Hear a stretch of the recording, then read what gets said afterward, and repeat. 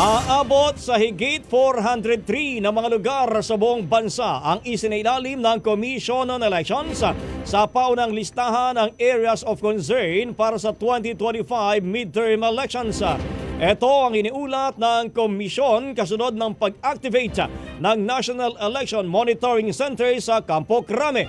Ayon sa poll body, ang listahan ay base sa koordinasyong ginawa nila sa PNP. Sa datos ng COMELEC mula sa naturang bilang, nasa 38 mga lugar ang isinailalim sa pinakamataas na kategory o ang red category, kung saan ang pinakamarami rito ay mula sa Barma.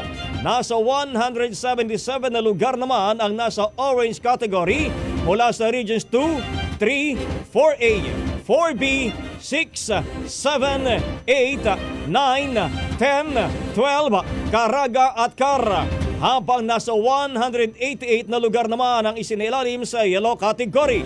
Ayon sa poll body, posible pang magbago ang bilang nito, depende sa magiging pinal na desisyon ng Joint Security Control Council. Ang bahaging ito ay hatid sa atin ng Mom's Love ES1 Capsule. Simulang tuparin ang pangarap ng iyong anak. And starting now,